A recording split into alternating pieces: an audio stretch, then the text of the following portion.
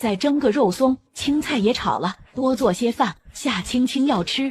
养母手里拿着鸡毛掸子，说一句就抽一下。何倩动作稍慢一些，鸡毛掸子就会抽过来，疼得她直打哆嗦。饭还做不做了？死老太婆，你去把楼上的地拖了。夏青青走过来训斥，养母狠狠地瞪了眼何倩，拿了拖把去楼上拖地。何倩面无表情地吸韭黄，她现在的模样像是从坟墓里爬出来的鬼一样，大白天看着都吓人。夏青青拿了洒水壶去浇水，一边浇一边自言自语：开得真漂亮啊，可惜就是不能摆房间里，这么好看的花怎么就有毒呢？厨房里的何倩听到夏青青的话，洗菜的动作停顿了下。她走出来，看到院子里开得灿烂美丽的黄杜鹃，想到了那天夏青青和李大爷说的话，死灰的眼睛突然亮了下，像是有团火焰在燃烧。是我打电话叫娘家人来闹的，爸爸死了，妈妈和哥哥肯定恨死我了，我就算离婚了也无处可去，我已经被这个世界遗弃了，我要替爸爸和孩子报仇，还有我自己，反正我快死了，死之前我要把这些人都弄死，给我陪葬。何倩摘了10来朵花，全炒进韭黄鸡蛋里了。夏青青笑了，一切都在她的计划之中。提前服了半颗解毒丸，便下楼了。4个人坐在一起吃饭，谁都没说话。养母夹了一筷子韭黄炒鸡蛋，咀嚼了几下，皱眉道：怎么有些苦？杨老头也吃了口韭黄鸡蛋，确实有点苦。他一下子看向夏青青，神情警觉。夏青青淡定地夹了一筷子吃，嚼了几下，微微皱眉道：谁炒的？好好的韭黄炒成这样，还吃个屁呀！他炒的，没用的废物，炒个菜都炒不好。养母怕挨打，指着何倩破口大骂。何倩低着头吃饭，一声不吭，但她却夹了几筷子韭黄吃，还吃得津津有味。你吃这么多也不怕撑死？韭黄这么贵，你配吃吗？养母心疼了，她也不嫌苦了，抢着夹了几筷子吃。杨老头吃了3口就没再吃了，他不喜欢这个苦味。夏青青也吃了2口，便没再夹韭黄。一盘子韭黄基本上是何倩和养母吃完的。吃完饭，养母和杨老头去屋子里商量2个儿子的大事，何倩在厨房里收拾，夏青青则坐在客厅休息，其实是偷听2个老东西的谈话。有个黄组长答应帮忙，但他胃口大，我打算把5间店铺都给他，红杰和红兵应该都能出来。家里总共就5间店铺，全给他了，我们吃什么？养母急了，他还指望店铺租金养老呢。客厅的夏青青也沉了脸，特么的居然敢卖我的店铺，老不死的活腻了。在杨老头的游说下，养母最终还是同意了，只是心疼的要命。好在还有这栋房，等老大和红兵他们回来，我把3楼收拾一下租出去，每个月也能多10来块钱。养母以前看不上这10几块钱，3楼宁可空着，也不想租给不认识的人住。那些宝贝我肯定要从何家弄回来。会不会是别人偷走的？何倩被打得那么惨，何父都死了，何家都不肯承认，难道真是我们搞错了吗？别人怎么可能知道咱家有宝贝？肯定是何家。你说会不会是夏青青那贱人？不可能，他才来咱家几天，连红兵红婷都不知道宝贝的事。杨老头驳斥，夏青青虽然邪门，可藏宝这事家里只有他和老太婆，还有老大和何倩知道，所以他坚信是何家偷的。养母也只是有一点怀疑，很快就被说服了，咬牙切齿地骂了一通何家，又打开门冲厨房里骂道：洗个碗洗这么半天，磨你妈的洋工啊！赶紧把厨房收拾干净，把院子里抛着的衣服洗了，再把地拖了。何倩没回应，厨房里也没有其他声音，安静的有些诡异。盘子落在地上的声音，然后是啪的一声，有人倒在地上。臭婊子，你特么诚心的吧？让你干点活，你就砸厨房，我打死你个死贱！哎呦！养母凶神恶煞的要去厨房教训何倩，嘴里还骂骂咧咧，只是她才走了几步，身体就晃了几下，缓缓倒在地上，喘不了气，救我！养母的声音很微弱，屋子里躺着的杨老头根本没听到，他祈求的看向客厅里坐着的夏青青，嘴唇翕动着，眼神哀求。放心，你儿子很快会去陪你的。不要！养母睁大眼睛，身体抽搐，一下子便晕过去了。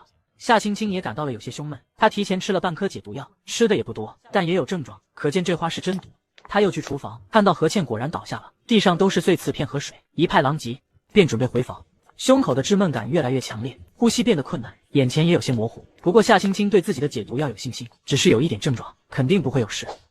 门突然打开，杨老头踉跄着冲了出来，身上还粘着呕吐物。叫人，快去叫人！杨老头叫了半天，夏青青都没反应，还晕倒了。他也顾不上管养母的死活，跌跌撞撞的跑出去。救命啊！来人啊！救命啊！杨老头吃的不多，而且他反应很快，感觉到不对劲后就抠喉咙催吐，应对很及时。此时是午休时间，很多人吃过午饭就睡觉了，弄堂里很安静。杨老头跑得快死了，也没见到人。平时那些喜欢八卦的人一个都没出来。最终杨老头在小卖部见到了人，他用了最后一点力气叫了声救命，然后狼狈的晕死过去。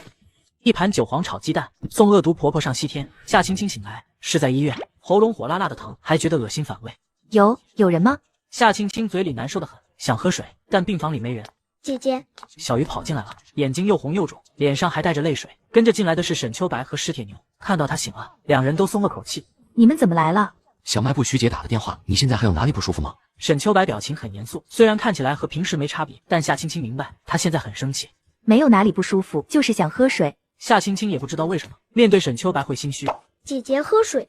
小鱼捧着水杯递到夏青青嘴边，眼睫毛上还挂着泪珠，一副小可怜样。姐姐没事，能跑能跳，啥事没有。夏青青接了水，一口喝完，嗓子总算舒服了。她挤出大大的微笑哄小鱼，但这回小鱼没那么好哄，小脸还是很严肃，还紧紧皱着眉。姐姐，小鱼扑在夏青青怀里，双手紧紧抱着她。小家伙虽然不懂死亡，但他害怕姐姐躺在病床上，被一群穿白大褂的医生围着的样子。真没事了，小鱼别怕，以后不会了。虽说这次有点冒险了，但他必须这样做。全家人都中毒了，只有他安然无恙，肯定会被公安盯上的。现在耿新华已经在怀疑他，他必须谨慎一些。姐姐，吃糖就不痛了。好，真的不痛了，小鱼真厉害。姐姐，我长大了，不能捏脸了。以后不捏了。姐姐，还要不要喝水？不用了，小鱼你和铁牛哥哥去玩吧。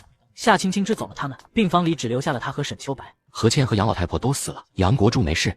这个结果在夏青青的意料之中，如果是其他人，夏青青肯定要表演一下，先震惊脸，然后是遗憾，再是庆幸，这才是他一个死里逃生的人应有的表现。但现在他面对的是沈秋白，是他想真心相待的人，他不想演戏。我晕过去之前，他们就不行了。以后不要做这种自损800伤敌1000的傻事，身体是你自己的，下次不一定会有这么幸运。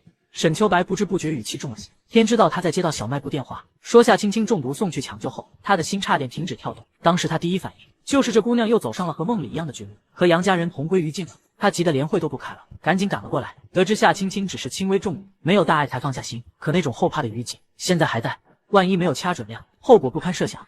沈秋白真的生气了，气夏青青不把自己的身体当回事，就算要报仇也得慢慢来，而且他也可以帮忙，这姑娘却总是一个人傻傻的冲，让人生气又让人心疼。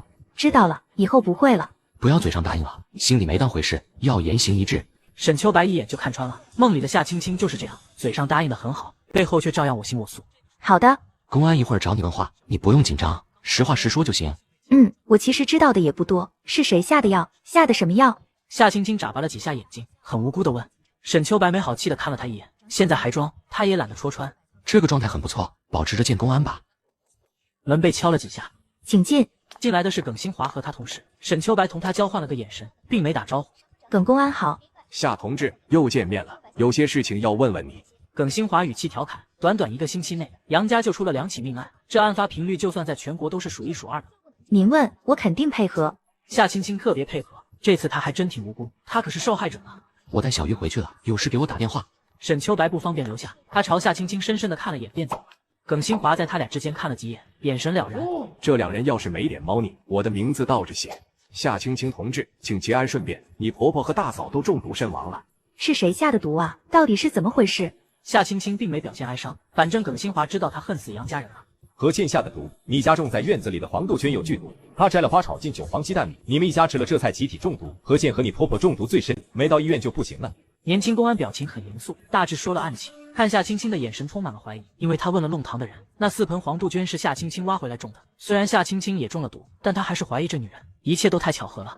天啊，那黄杜鹃是我挖回来养的，可我和家里人都说过的，这花有毒，他们也中了，我和他们也说了，怎么会这样？夏青青表现出了一点点震惊，然后是不安，再是愤怒。她生气道：何倩她是故意的吧？亏我还同情她那么惨，她却想毒死我。幸亏那韭黄炒蛋有点苦，我不喜欢吃苦的，吃了2口就没吃了，要不然现在我就得躺在太平间了。好气啊！何倩死了一了百了，我这医药费都没人报销了。公安同志，我能找何家人要钱吗？夏青青小嘴巴巴巴的，耿新华和他同事连插话的机会都没有，就听着他一个人巴巴巴了。耿新华抽了抽嘴角，你还要找何倩报销医药费？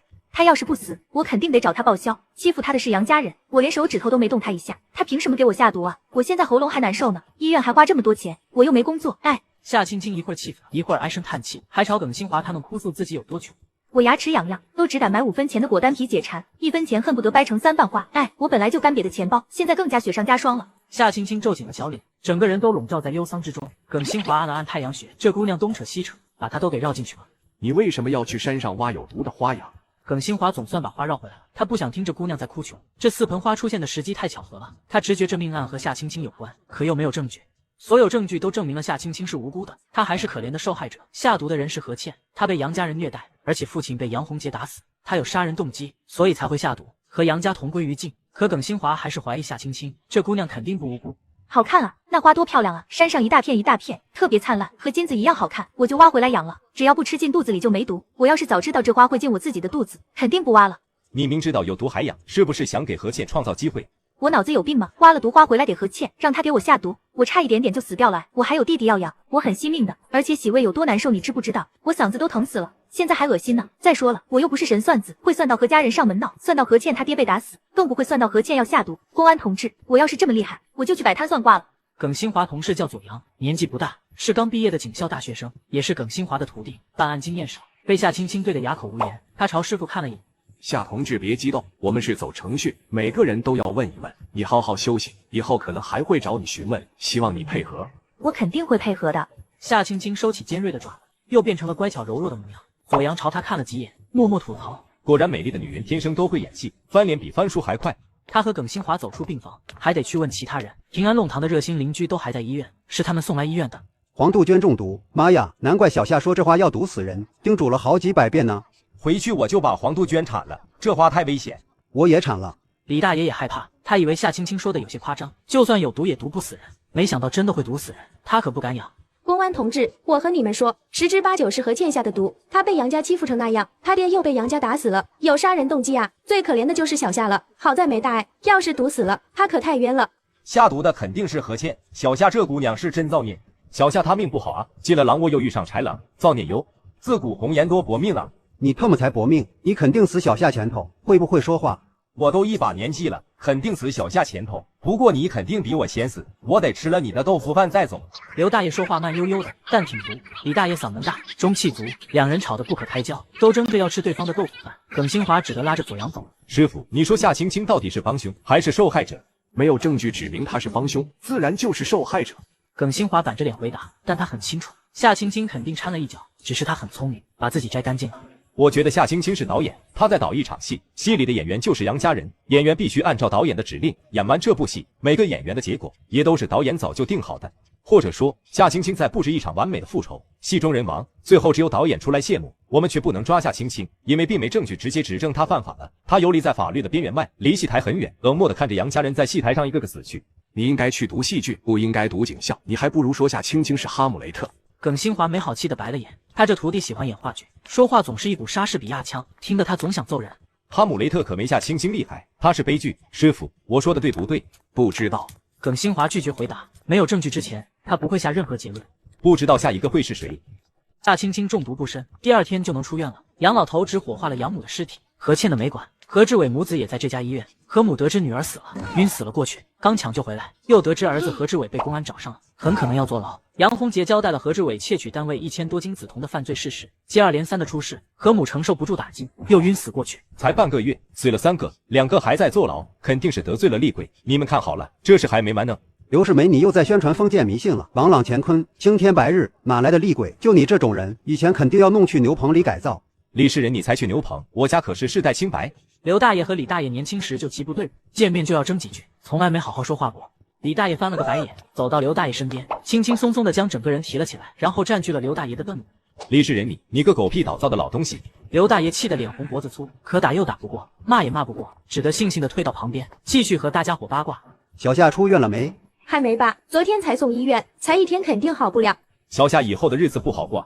刘大爷感慨了句，这回李大爷没反驳他，还叹了口气。他也觉得夏青青以后在杨家的生活恐怕更加水深火热了。小夏怎么不离婚啊？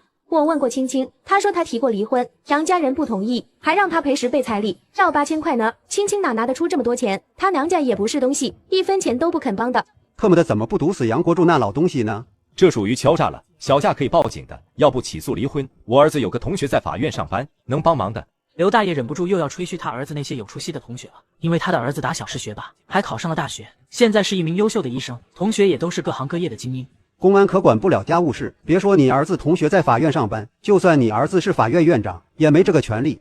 小夏情况不一样，杨红兵都坐牢了，他这情况能离婚的？算了，我不和你个大老粗说，你都听不懂。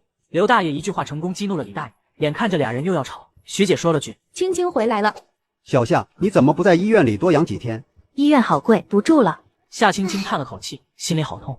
她结算了2个活人加2个死人的抢救费，一下子花了400多。这破医院1天都不想待了，每天都得花钱，从杨家那儿搞的钱，1天比1天少，她的心都疼死了。其他人却以为是杨老头舍不得花钱，逼夏青青出院的。大家在心里默默骂杨老头黑心肠。回家好好养养，身体可是革命的本钱。好的，徐姐，我回去了。真是命运多舛啊！夏青青回到杨家，看到客厅又多了张黑白遗照，是养母的，母女俩的遗照并排摆在一起。杨老头一个人坐在幽暗的客厅里抽烟，他听到动静，猛地抬头，冷冷看着夏青青。他想起他和公安说夏青青才是真正的凶手，但公安说万事都得有证据，现在所有的证据都指明是何倩主动下毒的，跟夏青青无关。就算黄杜鹃是夏青青养的，也不能说明她有杀人动机。很多家养的花草都有毒，像水仙、滴水观音、万年青等都有毒，可很多人家都养，所以这些都不能作为直接证据。夏青青冷漠地看了眼杨老头，便目不斜视地上楼了。他打算搬出去住，家里现在就他和杨老头，不仅外面的人会说3道4，而且杨老头再死的话，他就是直接嫌疑人了。等搬出去后再动手。进到空间，夏青青静下心看医书，只是不知怎地突然想起沈秋白好像知道一切都是他做的。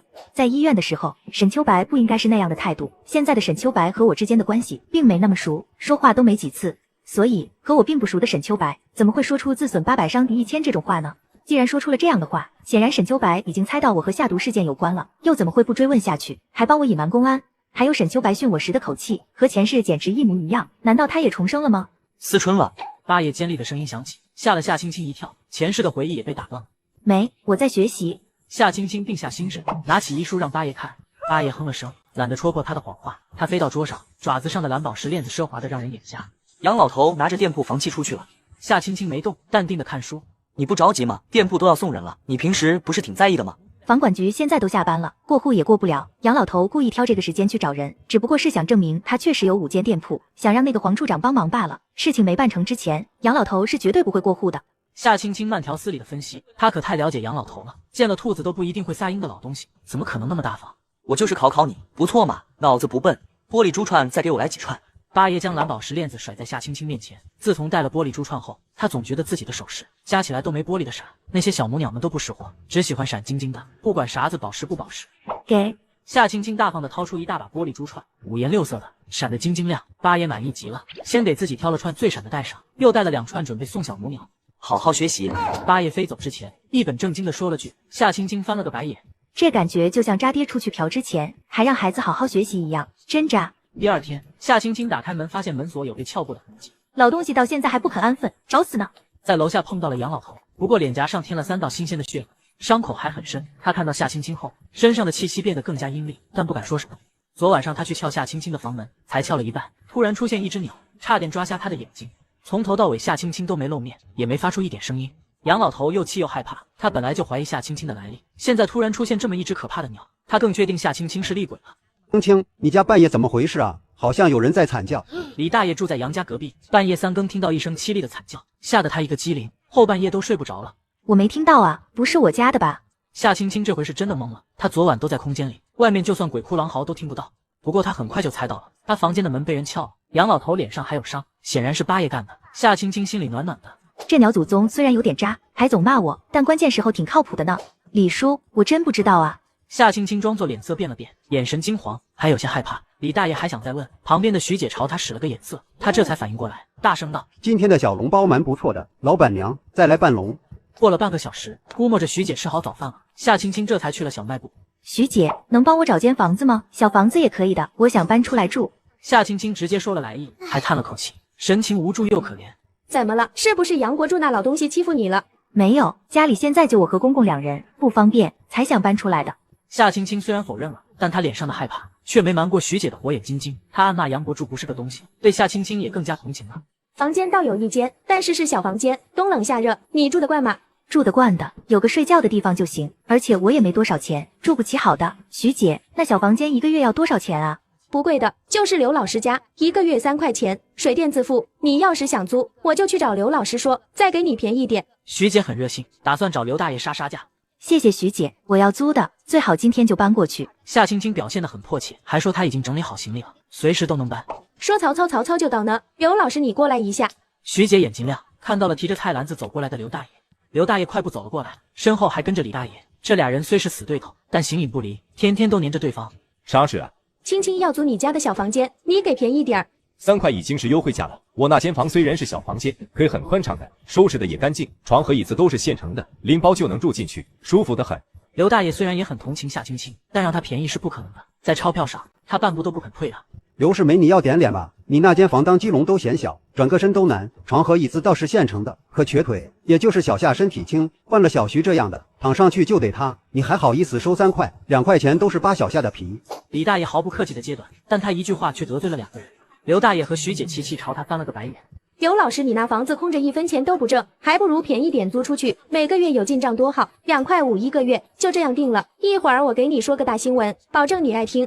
徐姐拿出新鲜的瓜当诱饵，把刘大爷勾得心痒痒的。而且徐姐说的也对，他那间房空半年了，一直租不出去，2块5租给小夏也好，每个月多了项进账。行，就这么定了，不过要交期半年。全护城都没有交半年的规矩，顶多3个月。小夏又不是别人，你好意思收半年？小夏，你甭听他的，就交3个月。行，就3个月。小夏，你啥时候搬过来啊？今天就搬。刘叔，这是3个月租金，谢谢您了。夏青青从口袋里掏出一把皱巴巴的钱和几个钢镚，凑齐了7块5角给刘大爷。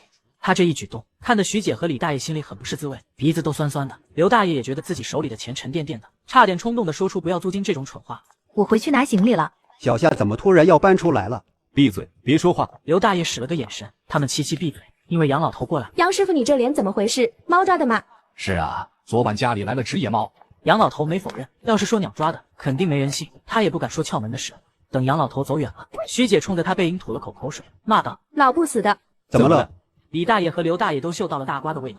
你们知道青青为什么要着急搬出来不？就是杨国柱这老不死的缘故。我早上问青青了，他什么都不肯说，可是害怕极了，还说家里就他和公公2个人，住着不方便，这才要搬出来。哐，这杨国柱肯定没干好事，要不然脸怎么被抓了？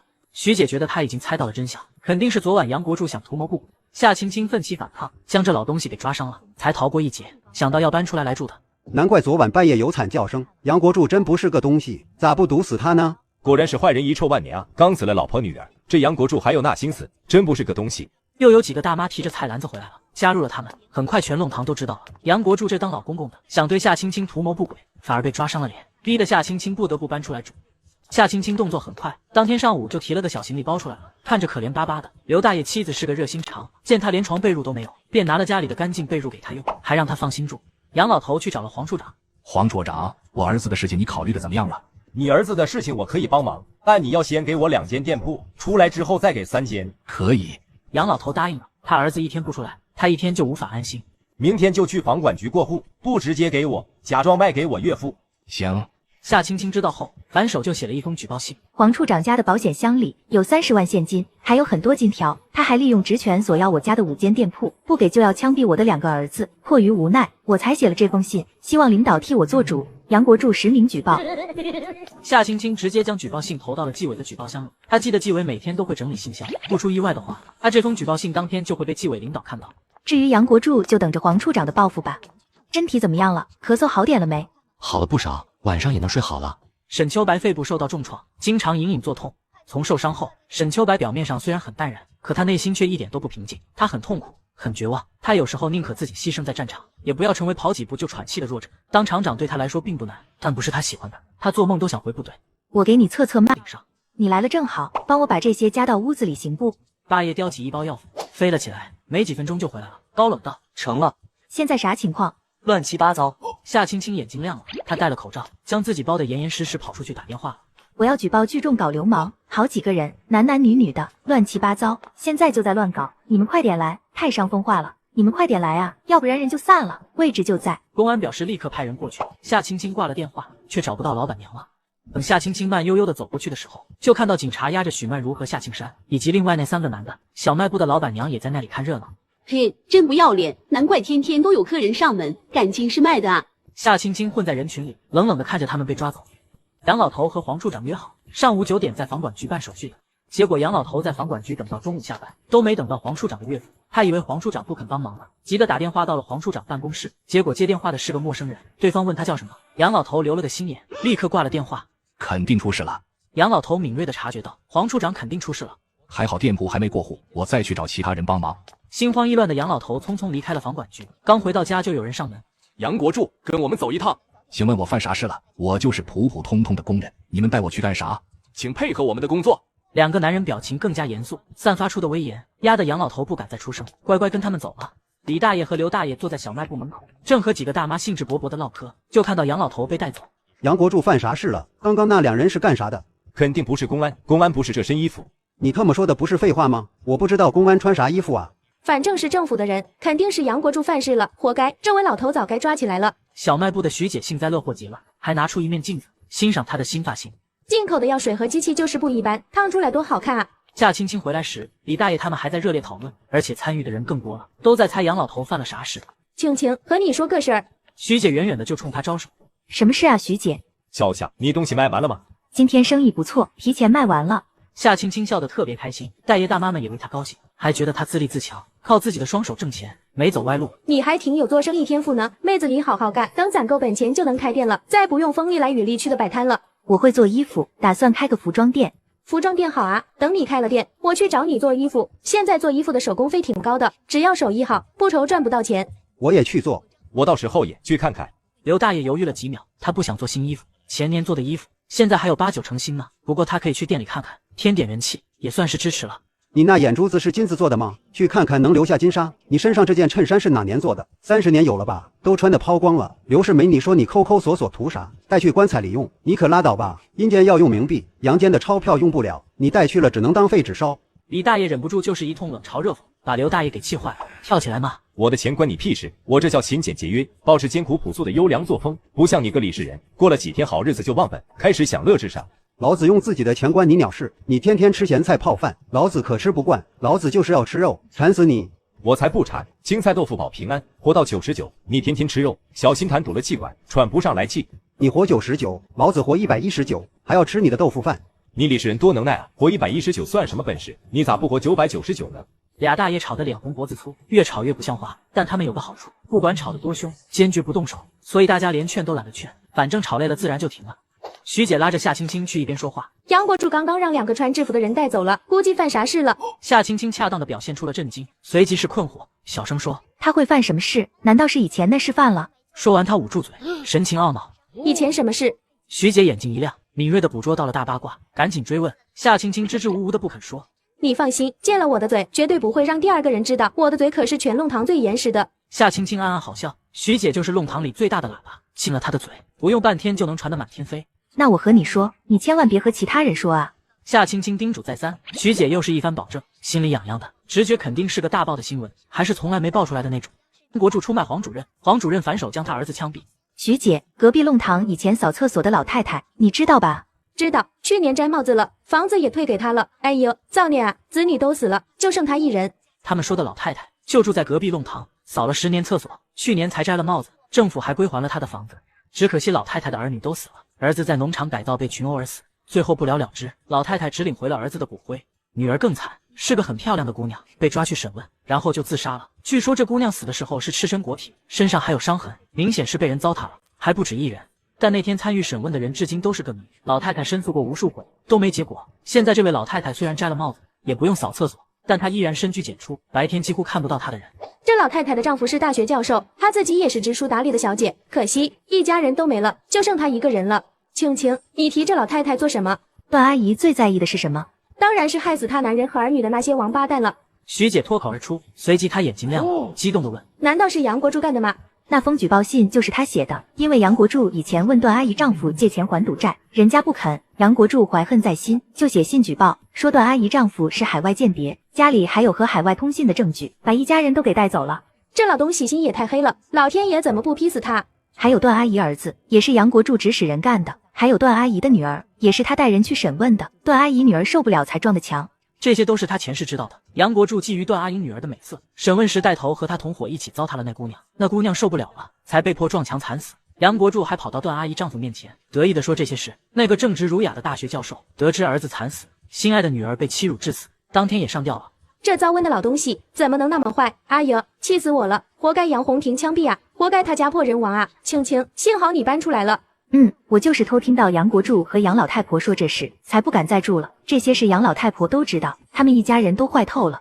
青青，你还是和杨红兵离婚吧。杨红兵现在坐牢，离婚很容易的。我不敢提，杨国柱说我敢离婚就弄死我，我害怕。夏青青眼里涌出泪水，装作可怜巴巴的，而且离婚从来不是她的目的，她要的是杨家人全家的性命。那就先不离，说不定老天爷开眼，杨家人都死绝了呢。老天爷有那么好吗？我现在就希望能离开杨家，带着弟弟好好过日子。会好起来的，你还年轻着呢。知道了，徐姐，我先回去了。看着他瘦弱的背影，徐姐忍不住骂道：“糟温的老东西，咋还不死呢？小徐谁要死了？还能有谁？杨国柱这老不死辈，害死那么多人，气死我了！”徐姐这一番话立刻吸引了大伙，都催她赶紧细细的展开说。段阿姨，你们知道吧？就隔壁弄堂扫厕所那个。知道，他去年摘帽子了，是个可怜人。他怎么了？徐姐不负众望，添油加醋的把杨国柱干的那些缺德事全都给说了。天杀的杨国柱，他畜生不如啊！街坊邻居他也下得了手，气死我了，气死我了！刘大爷被气得快心梗了，因为段阿姨的丈夫欧教授是位才华横溢的翻译家，是他非常崇拜的人，他还拜读过这位翻译家的作品，没想到他的偶像居然是被杨国柱这王八蛋害死的。不行，我要去报告公安，枪毙这杨国柱！此时的刘大爷完全没了往日的精明算计，他只想替偶像报仇。你脑子让区啃了，无凭无据的公安会信你吗？而且前些年这种事多如牛毛，公安管得过来吗？李大爷一把拽住了他，训斥了一通。刘大爷也冷静了下来，知道他说的对，那些年像这样的事太多了，管不过来，也管不了。可是欧教授一家太可怜了，好在老天爷还算开眼，杨国柱也遭报应了。杨国柱可没死，他才是最黑心的。段阿姨家的惨事很快就传遍了全弄堂。当天晚上，刘大爷悄悄去了段阿姨家，这些年他和段阿姨一直都有联系。过了1个小时，刘大爷悄悄地离开了。先生，子阳、子珊，等我报了仇，就下去和你们团圆。杨国柱被带走的第2天就被放回来了，而且他检举还立了功，从黄处长家里搜出了大量的现金和金条，还有10来块名表，属于重大受贿罪。谢谢杨同志的配合，你可以回去了。配合政府工作是我应该做的。领导，请问黄处长出啥事了？杨国柱心里有些慌，这些人询问黄处长是不是向他索要5间店铺，还拿他的2个儿子要挟。他当时怕被牵连，就说是，但其实是他主动找到黄处长帮忙。那5间店铺也是他先提出来的，这是机密，不能说。好的。这杨国柱还挺会装的嘛，明明是他写的检举信，还装的什么都不知道。别说了，回去写800字检讨。杨国柱，黄处长虽然倒台了，可他手里还有几张王牌没用，这些牌他留着保命。现在他要剜杨国柱的心。杨国柱的2个儿子都得死，只能死1个，2个目标太大，那就杨洪杰必须死。黄处长选了杨洪杰，杨国柱最在意这个大儿子，还指望着他传宗接代呢。他就是要剜这老王八的心。杨国柱收到杨洪杰的公审通知后，整个人都慌了。他想到了女儿的惨死，也是公审后被枪毙。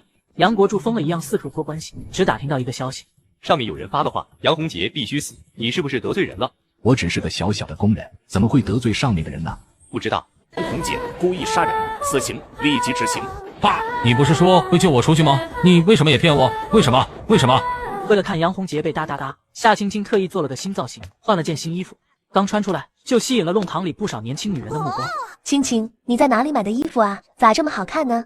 我自己做的。青青，能帮我做1件吗？我给你手工费。我也要，我也要，我也要。大家都想要，夏青青穿着太好看了，他们也想穿。行，你们自己买布，1身5块钱，买好后拿去我租的房子就行。就这一会儿功夫，夏青青就拉了好几个客户。杨洪杰的公审地址就是杨洪庭以前那个。夏青青赶过去的时候，已经围了不少人，里3层外3层的。爸，救我！老天爷不公啊！上次在这儿我送走了女儿，这回又要送走大儿子，老天爷太不公了呀！杨洪杰，死刑立即执行。爸，你不是说能救我出去吗？你骗我！爸，我才25岁，我不想死。洪姐，是爸对不起你，爸没用。杨国柱跪在地上，伤心哭泣。杨洪杰被警察押上了卡车，一会儿还要去环城游街。夏青青来到靶子山，像上次一样拿起糖边吃边看。旁边的大爷朝他看了眼，一眼就认出了正是上次那个傻大的姑娘。姑娘，你挺喜欢看枪毙人啊。大爷语气有些一言难尽，他家就住在附近，而且年纪大了，不怕晦气，才会过来看看。他觉得夏青青是真不怕晦气。喜欢啊，他们都是坏人。夏青青笑眯眯地吃着糖，看着杨家人死，她可太开心了。大爷，吃1颗。谢谢你，我牙不好，果然是个傻妞。上次就问过，这次还问，小姑娘的记性还没我个老头子好。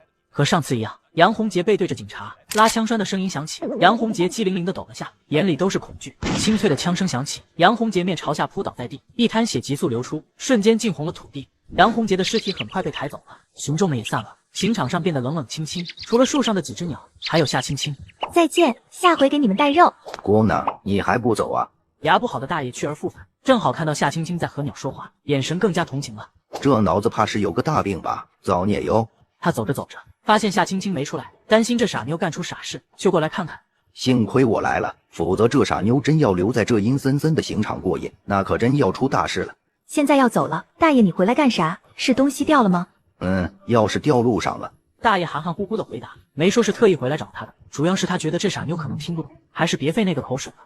大爷，你要是这样挂不安全，容易掉，你找个绳子系着，挂脖子上，准保不会掉。行，回去就系根绳，你这主意真不错。我脑瓜子很灵光的，上学时考试都是前10。夏青青嘚瑟极了，没听出大爷的敷衍劲儿，开始自夸起来。他今天心情好，话就多了些，和大爷一路走一路说，不知不觉走到了大爷家。姑娘，上我家里喝口水。大爷热心邀请。这傻妞小嘴巴巴巴的，吹了一路牛，我都懒得戳穿，就这胡脑瓜子，还考前10，倒数第10都勉强呢。多谢大爷，我正好渴了。大爷，你家挺宽敞啊，能住7、8个人呢。家里就我一个人。邓大爷神情自嘲，看起来有些落寞。他从屋子里拿出些饼干糖果，大方的让夏青青吃，还说起了他家里的事。我4个子女都在外地，而且在4个不同的地方。老伴这些年基本上在帮子女带孩子，老大家的孩子长大了，去帮老2带，接着是老3，再是老4。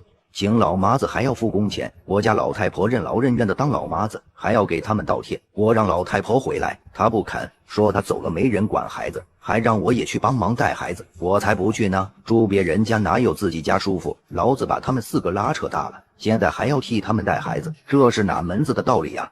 邓大爷一肚子怨气，狠狠发了一通牢骚。他对老伴是既心疼又气恼。他们都是双职工，工资不低，完全有条件请保姆，何必逮着他们妈一人吸血？吸他们妈的血不够，还想吸我的血？我可没那么糊涂。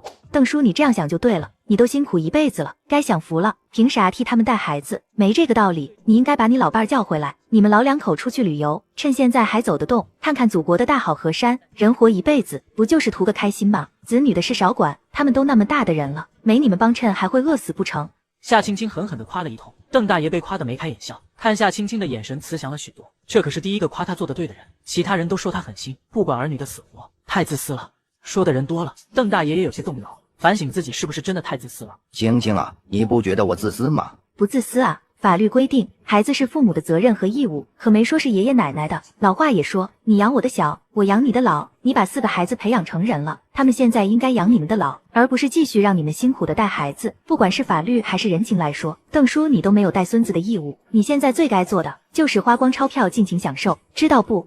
夏青青小嘴巴巴巴的，邓大爷心里的顾虑彻底打消了，眉飞色舞，心情也愉悦了。然后他想到了个问题：青青你不傻啊，这小嘴可真能说，大道理一套一套的，傻妞可说不出这些话来。你才傻呢，我可聪明了。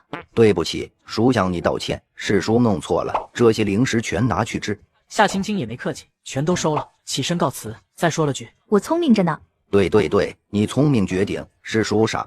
邓大爷使劲点头，他都后悔死了。这姑娘傻是假的，胆大是真的，是他有眼不识金镶玉。夏青青大人大量的原谅了他，还和他交换了电话号码，方便以后联系。夏青青走后，邓大爷苦闷的心情变得敞亮了。一会儿就给老伴打电话，让他赶紧回来。青青丫头说的对，吃够了苦，就会有吃不完的苦，还是趁早抽身的好。趁现在我们老2口身体还好，退休工资也不低，把年轻时想去的那些地方都逛一遍，免得老的走不动了，有遗憾。青，你快去找人把我弄出去，我是被逼的，是夏庆山逼我的。安静！狱警呵斥了声，许曼如立刻安静。看到许曼如这么惨，夏青青心里痛快极了。我去打听过了，你这种情况应该坦白从宽，把你知道的事都交代出来，争取公安的宽大处理。夏青青态度比以前柔和许多，语气还很关心，让许曼如以为她是真的在替自己想办法。她着急问道：我都坦白了，是夏庆山逼的我，他逼我接客的，我不同意就打我，我不是自愿的啊。这一点点肯定不够，我听人说你们这次抓了5个人，肯定要判1个重罪，你争取多交代些，争取减刑。要是能帮公安多抓几个罪犯，肯定会宽大处理。我哪里会抓罪犯，我知道的都说了。蠢货！现在打击流氓犯罪，你多交代几个流氓犯不就行了？夏涛强迫你，夏玲和向东杰乱搞，你又不是不知道。对呀，他们都乱搞了，凭什么只抓我？坦白从宽，你好好配合公安，把知道的都交代了。夏青青大声说了句，站得远远的狱警朝他投来了奖励的眼神。要是每个嫌疑犯的家属都有这么高的觉悟就好了，我们的工作效率肯定能提高不少。出来后，夏青青找到了郭厂长的住处，让八爷把一张纸条扔了进去。小李，帮我把眼镜拿来。毛春兰看不清纸上的字，让保姆拿来老花镜，戴上后终于看清了。郭又梅是夏庆山和几个人害的。小李，给老郭打电话，快打！毛春兰激动地站了起来，拿着纸的双手忍不住颤抖，她眼里含着泪花。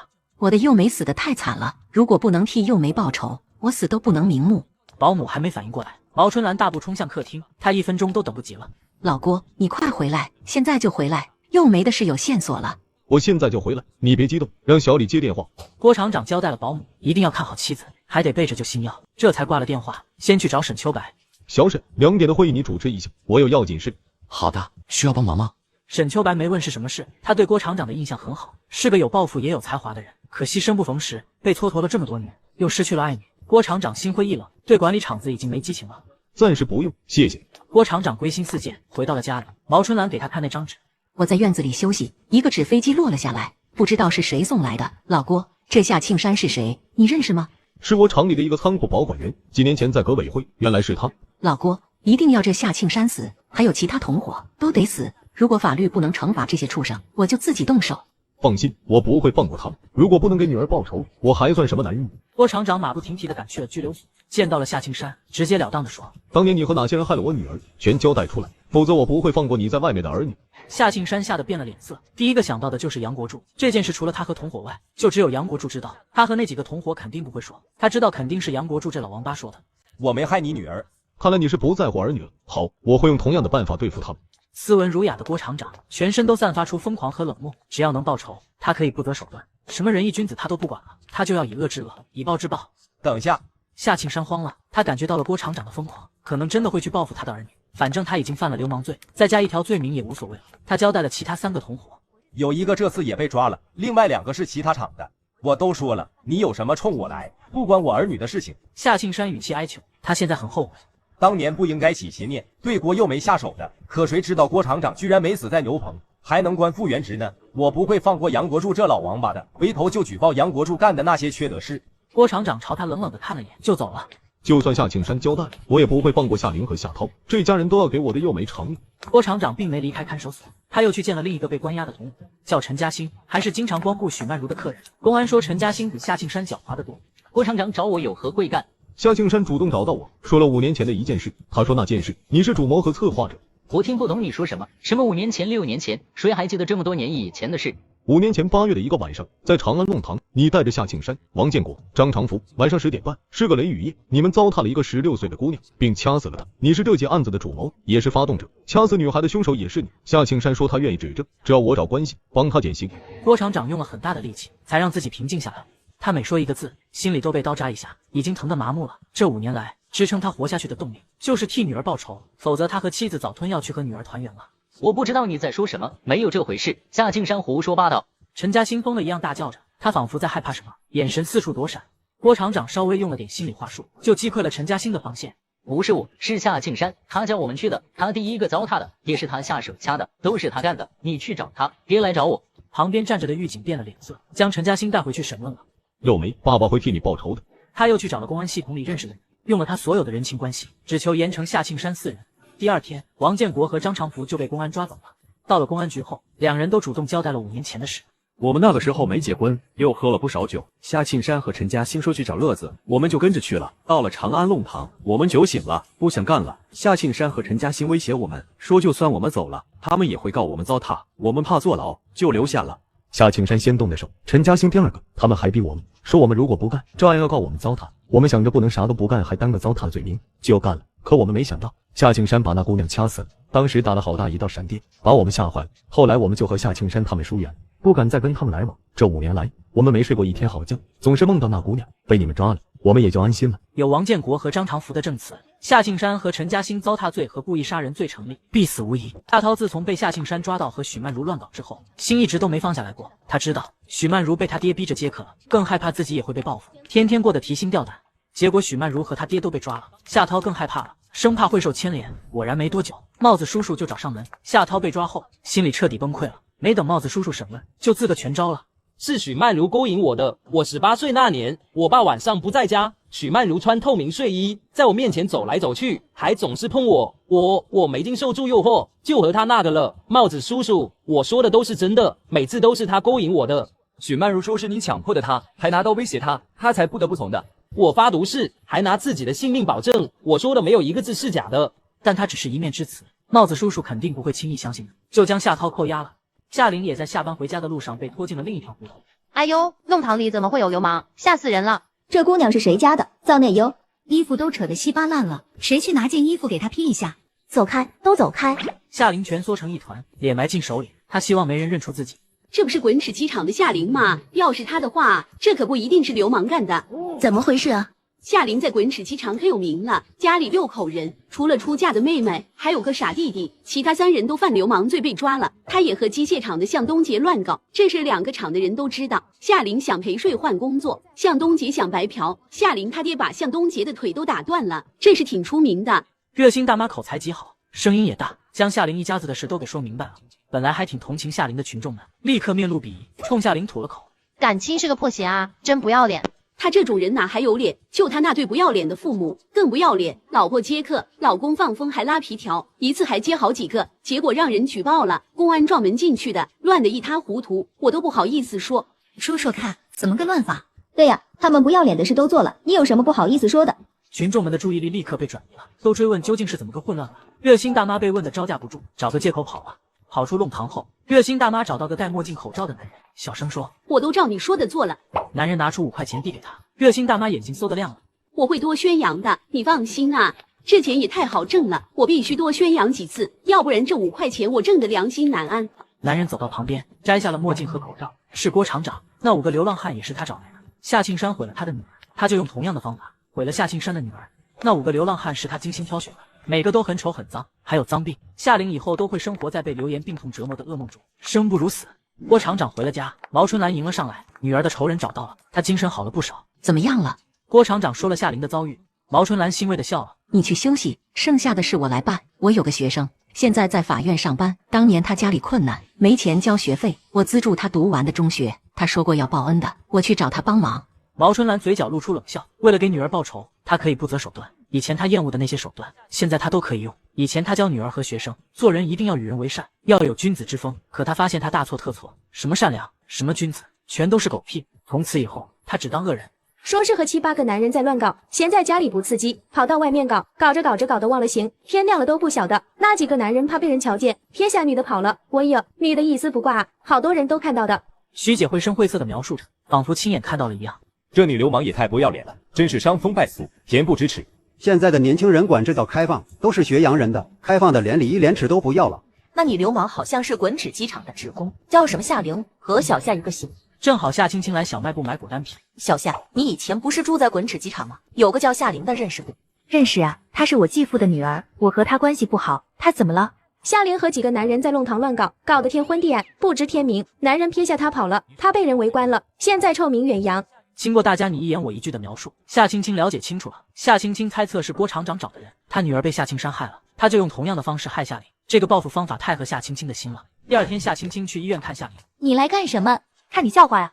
夏青青毫不掩饰她的开心，笑眯眯的问：听说你被7、8个男人在大庭广众下那个了，我知道后连饭都没吃就跑来看你了，身体怎么样？是不是很痛啊？夏玲死灰的脸气得涨红，死死咬着牙。夏青青的话让她又想起了早上被众人围观的女人，她剧烈颤抖的身体，脸色惨白，双手紧紧揪着被子，看起来就像是暴风雨中摇曳的一叶小船，无助又可怜。夏青青表情冷漠，内心毫无波澜。夏玲惯会装可怜的，她只比夏玲小几个月，每次都是夏玲欺负她，可有人出现时，夏玲就会装出无辜的模样，恶人先告状，结果就是她挨打。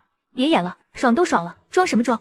你还是不是人？我是被糟蹋的，是被人害的。夏青青，你就算不是我亲妹妹，也是我爸养大的吧？你怎么可以这么无情无义？你爸养大了我，我在你们家当牛做马，吃你们剩下的残羹剩菜，穿你夏玲不要的旧衣服，还要承包家里所有的家务，以及当你们全家的出气筒。还有你那个流氓犯哥哥，总是偷看我洗澡。我和你那个流氓犯爸说，他还骂我是狐狸精。这就是你说的养大了我吗？你那个爸不仅是流氓犯，还是杀人犯，糟蹋杀害一个花季少女，干的坏事数不胜数，还把我卖给流氓犯男人，换来的彩礼钱供你们一家吃喝玩乐。我恨不得你们一家都去死。看到你现在这么惨，我比吃了人参果还痛快，知道吗？你不是夏青青，你到底是谁？夏玲心生怀疑，她觉得夏青青那样的一个胆小鬼，不会有这么冷漠残酷的眼神。在你们把我卖了的那一刻起，夏青青就死了。现在的我是从地狱里爬出来的。夏玲脸色更加惨白，全身的血液都冻住了。她想到了厉鬼，是你妈和我爸卖的你，和我有什么关系？你找他们算上去。以前你欺负我和小鱼的事忘了吗？不过你放心，你现在这么惨，恶人自有天收，你等着吧。夏青青勾了勾唇，看到夏玲松了一口气，她暗暗冷笑，有郭厂长在，用不着她动手，她只需在旁边看好戏就成了。换药了。护士小姐姐全程听到我，看夏琳的眼神更加嫌弃，甚至还觉得夏琳被害，是老天爷开了眼，这么坏的人活该被糟蹋。同志，你上药一定要注意些，我季姐私生活挺丰富多彩的，说不定身上有病毒呢。护士表情变得严肃，看夏琳的眼神变得厌恶至极，她朝夏青青轻声道谢，离开了病房，一会又回来了，手上戴了手套。我没有，他胡说八道，我没有病毒。叫什么叫？你有没有病毒要检查了才知道，别动。夏青青，你泼我脏水，你得意了，你给我等着，我不会放过你的。是我泼脏水，还是你人脏啊？你只管放马过来啊，我等着。夏青青冷笑了声，不再理会癫狂的夏琳，离开了病房。出了医院后，夏青青又马不停蹄地赶去了看守所，见夏庆山。夏琳这么惨，必须和夏庆山说一声，父女俩肯定得风雨同舟嘛。你来干什么？夏琳的最新消息，你想不想知道？你对玲玲做什么了？夏庆山现在最担心的就是一儿一女。夏琳怪造孽的，昨天上夜班，下班了去弄堂吃早饭，让7、8个男人给糟蹋了，身上都没一块好肉了。我刚去医院看了他，情况很不好，精神出了点问题，都开始胡言乱语了。谁干的？是谁干的？我要弄死他！不知道，说不定是你以前得罪了谁，人家来寻仇了呢。夏青青提醒了句，夏庆山面色变了变，他想到了很多人，毕竟他得罪的人太多了，但他最怀疑的是杨国柱和郭厂长。对比起来，杨国柱的嫌疑更大一些。至于郭厂长，夏庆山不太怀疑，他觉得郭厂长那种文化人，向来讲究君子之风，应该不会整他女儿。还有个事你可能不知道，夏涛也进来了，罪名是他糟蹋许曼如。夏青青又好心的说了夏涛的近况，许曼如还是蛮给力的，咬死了是夏涛糟蹋，而且郭厂长应该也出了些力，夏涛很可能会被判刑，甚至是重罪。他放屁，明明是他勾引的小偷，臭婊子，早就该弄死他的。夏青青微微笑了笑，转身离开。他站在马路上，抬头看着蓝蓝的天空，该收尾了。夏庆山怀疑是杨国柱找人搭他女儿的，所以夏庆山举报杨国柱私藏大量公家财物。结果帽子叔叔在杨家掘地3尺，差点将地基都刨了，什么都没找到。肯定是有人污蔑我。我在那个地方工作那些年，兢兢业业，勤勤恳恳，连1两粮票都没收过，怎么会昧公家的财宝？天地良心啊！我可以对天发誓，要是我昧了公家财物，就让我不得好死。杨国柱赌咒发誓，表现得特别无辜，他心里却在庆幸，幸亏宝贝被和家人给偷走了，要不然我这条老命可就完了。帽子叔叔只得铩羽而归。不可能，肯定是杨国柱将宝贝转移了。见他说的信誓旦旦，帽子叔叔便派人暗暗盯着杨国柱。杨国柱这些天也过得惶惶不可终日，头发全都白了，老了不少。虽然宝贝没搜出来，可每天都被帽子叔叔盯着，他总担心以前做的那些坏事会被帽子叔叔查出来。杨师傅，你是不是生病了？确实有点不太好。你要注意身体啊！红兵在小黑屋里，外面就只剩下你了，你可不能有事，要不然给他送东西的人都没有。我听人说，小黑屋里要是没家属送东西，在里面很惨的，天天都要被哒哒哒呢。杨国柱脸色变了变，强忍下了气。正好老板打包好了早饭，他拿了就走。等以后危机解除了，再教训这2个小可爱。杨国柱离开了早餐摊，在回家的路上遇到一个清瘦的老太太迎面走了过来。看到他，杨国柱心虚的往旁边挪了下，不敢直视这老太太。杨国柱，老太太正是段阿姨，她出声叫住了杨国柱。什么事？杨国柱不想停，可到底心虚，还是停了下来，目光躲闪。我听我先生说，以前你帮过他，我快不行了，无儿无女，手里的东西送给你吧，你跟我去那边说说，以前是怎么帮我先生的，我都不知道这事。没想到竟然会天降横财，原来早上又眼皮跳是跳财呀！这段阿姨手上可有不少好东西，还有一幢房呢，要是能弄到手，我就发财了。欣喜若狂的杨国柱毫不怀疑地跟着段阿姨进了旁边僻静的弄堂，一个人都没有。我帮欧教授的事太多了，都记不起来了。其实没必要这么客气了，都是街坊邻居。段阿姨，你太客气了。杨国柱假惺惺地说着客套话，但被腹部的冰冷打断了。他低下头，不可置信地看着插进自己小腹的香蕉。为什么？你害嘎了我家先生，害了我的女儿，还害了我儿子。你说为什么？你儿子杨红兵很快会来陪你了，放心吧。不要，求放过我儿。你为何不放过我家先生，还有我的儿女？他们做错了什么？你该嘎下去给我家先生和孩子赔罪吧。住手！负责盯着杨国柱的便衣帽子叔叔终于赶到了，指着段阿妈警告。周围邻居顷刻间将这条平时没人来的弄堂堵得水泄不通。段师母，你糊涂啊！哎呦，是我的错，都是我的错啊！我不该和你说的。段师母，你糊涂啊！你让我以后怎么去见欧教授啊？小刘，我得了绝症，没几天好活了。去世之前能替先生和孩子报仇，我知足了。段阿姨微微笑着，尽管她沾了一身血，可她眼睛明亮，笑容温和，并不让人觉得害怕。段师母，你的身后事我会替你办的。每年清明我会给你和欧教授还有2个孩子烧元宝的，放心去吧。李大爷表情是前所未有的严肃。段阿姨家里人都没了，只剩下她一人，他走了后，家里就没人了。多年老邻居，这个忙肯定要帮的。还有我，段师母，你安心的去吧，只要我活着，清明一定不会忘，烧最大的元宝，我保证。刘大爷哽咽着保证，泪水根本止不住。其他人也都纷纷表示，他们会帮忙操办段阿姨的身后事。谢谢你们。段阿姨深沉鞠了一躬，她其实已经立好了遗嘱，丈夫生前收集的字画和古书，还有住的房子，全都捐给国家。政府补发的工资，她用了1/3，雇了2个人进小黑屋，替她解决杨红兵。她一定要等到杨家人都嘎决了，才能去下面见先生和孩子。还剩下2/3，就用来办她的丧事，以及往后清明给她一家上坟的费用，她全都安排好了，才能安心报仇。公安本来想铐住段阿姨，可看到她和邻居们的互动，他沉默了。有因才有果，杨国柱先害打了老太太丈夫和孩子，才逼得病弱老太太拿起了香蕉。而且从这些邻居们能看出来，段阿姨的人缘很好，显然是个通情达理的老人。走吧，给你添麻烦了。这是我的工作，走吧。公安内心悸动，他同情地看了眼段阿姨，又嫌恶地看向地上的杨国柱。如果不是杨国柱先做的恶，这老太太肯定还和丈夫儿女生活得好好的。段师母，等一下，换件衣服，你向来最爱干净的。谢谢你，小徐。他拿热毛巾在脸上慢慢擦拭着，擦干净后换下了血衣，又变成了干净整洁的老太太。劳烦你把他们扔了吧，又给你添麻烦了。段阿姨很歉疚，她是最怕给人添麻烦的，可今天却总是在给人添麻烦。不麻烦，段师母你总是这么客气。徐姐接过血衣和沾血的毛巾，笑容里含着泪。段阿姨冲大家伙微微笑了笑，转身跟着帽子叔叔走了。不怪我，我要是不多嘴就好了，打烂我这张臭嘴，让你多嘴，让你多话。再抽下去，你这尖嘴猴腮都变成麻酱脸了。李世仁，我今天不想和你吵，你离我远点。我说你笨，你还不服气？你想想看，段师母得了绝症，她都快要嘎了，她最大的遗憾是什么？是什么？刘大爷脑子昏沉沉的，反应比平时慢了3拍。就算李大爷在他耳边咆哮，他都没反应。段师母最在意的就是给欧教授和2个孩子报仇，他说过不止一次了。现在他报完了仇，没有遗憾了。刘老师，你别自责了。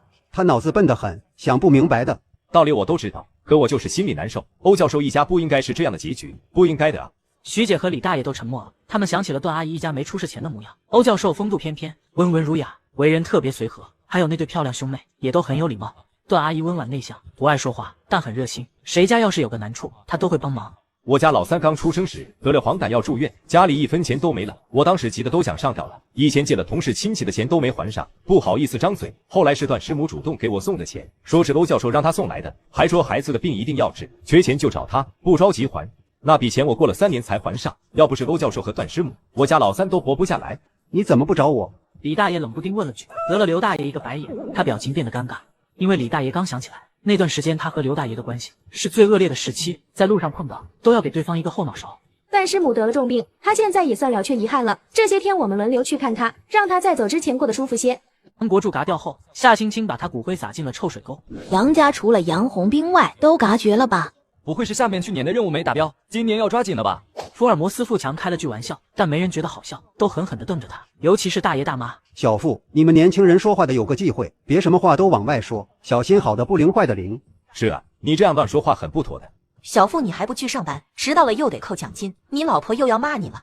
一个大妈提醒了句，富强吓了一大跳，飞速跑了。这小傅都是2个孩子的爹了，还和年轻时候一样乱说话，总有一天要在这张嘴上吃亏。李大爷对富强一如既往的嫌弃，因为富强年轻的时候给他女儿写情书，被他抓个正着。小夏，你公公嘎了，这种玩笑可别乱开啊！真的就嘎在这儿，段阿姨哒哒哒掉的，你看水都没冲掉，哒了几10下，水都流光了，吓嘎人了。真没看出来，段阿姨瘦瘦小小的，有那么大的力气。哎，杨国柱还嘎欧教授一家，换了我是段阿姨，我也要嘎他。他这叫罪有应得，嘎有余辜。欧教授和2个孩子才可怜，还有段阿姨，这些年生不如嘎呀。邻居们七嘴八舌的讨伐杨国柱，都说人嘎为大，过往的事不必再说。可杨国柱太坏了，坏到大家都觉得，就算他嘎了，都难以让人解恨，还得再骂几句。真的嘎了呀？身体被帽子叔叔拉走了，到时候肯定要找你的。小夏，你不用害怕，杨国柱是罪有应得，和你没关系。邻居们见夏青青满脸恐惧，都纷纷安慰她。我知道了。夏青青心神不定地走了，看着她单薄的背影，大家都心生怜惜。小夏也是可怜啊，嫁过来没过1天安生日子。你们说小夏是不是哒哒哒啊？要不怎么她一嫁过来，杨家就出事了呢？别瞎说，杨家是自作孽遭报应了，和小夏有什么关系？现在可是新社会，哒哒哒这种说法是封建余毒。可这也太凑巧了，反正我觉得挺邪门的。还有个杨红兵呢，他还好好活着，哒哒哒可是要搭满门的。对哦，应该只是凑巧了。夏青青路过小卖部时，李大爷和徐姐他们都安慰她。其实杨国柱嘎不嘎的，我不在乎的，他那人坏透了。夏青青在他们仨面前稍微表现出了一点真实情绪。你这样想就对了，杨国柱就是嘎有余辜。青青，我的裙子做好了吗？昨晚赶着做好了，一会儿再上个拉链，锁个边，熨烫一下就行。最近找他做衣服的人越来越多，等把杨夏两家全都解决了，他就去找上辈子在小黑屋认识的那3个好姐妹当帮手。不着急，青青你慢慢来，上午就能弄好，回头我给你送来。下午公安就联系了夏青青，让他去领杨国柱的骨灰。夏青青去领了回来，随便找了个臭水沟给撒了。夏琳出院了，还被滚齿机场开除了。本来他就只是个临时工，开除他不需要任何理由，而且还是郭厂长亲自发的话。没了工作的夏琳还被确诊感染了菜花病，而且滚齿机场还收回了分给夏青山的家属房。夏琳出院后连住的地方都没有，他在外面租了间单间，住进去后就几乎不出来了。夏琳租住的弄堂还不知道他那些事，所以他这些天的生活还算平静，在屋子里关了2天，心情和身体都恢复了不少。他打算摆摊当个体户，只是他才一出门就被几个大妈指指点点，说话声还特别大。就是他和17、18个哒哒哒在大庭广众之下哒哒哒，真不要脸。听说他一家人都是哒哒哒呢。嗨，和这种哒哒哒当邻居，真是倒了8辈子霉，会气死了。大妈们说话的声音越来越大，毫不避忌夏琳，看她的眼神也满是鄙夷。夏琳才刚平息的心情一下子被击碎了，她脸上血色瞬间消失，很想当这些声音不存在，像没事人一样走过去，可她做不到。这些声音让她又想起了噩梦的那个早上，她现在只想躲进屋子里，再也不出来。夏琳走后，毛春兰从拐角处走了出来，冷冷看着夏琳的房间。你想让我们干什么？刚刚那个女人你们看到了吧？只要她出门，你们就去哒哒哒她。我提醒你们一句，她有菜花病。放心，我们肯定哒哒哒她。我们虽然是哒哒哒，可也是正经哒哒哒，眼光很高的。夏琳姿色平平，还有菜花病，我们可瞧不上。之后几天，夏琳只要一出门，就会被几个哒哒哒的男人缠上，说一些哒哒哒的话，搞得夏琳在弄堂里的名声更臭了。房东找到她退租，不租给你了。我要知道你有菜花病，就算你出1000块我都不租。今天就给我滚蛋！房东脸黑的像谁欠了他钱一样，看夏琳的眼神嫌恶至极。无论夏琳如何哀求，房东都不松口，让他立刻收拾东西滚蛋。最终，夏琳被赶了出来，她提着2个行李袋，无助地站在马路上，不知道该去哪儿。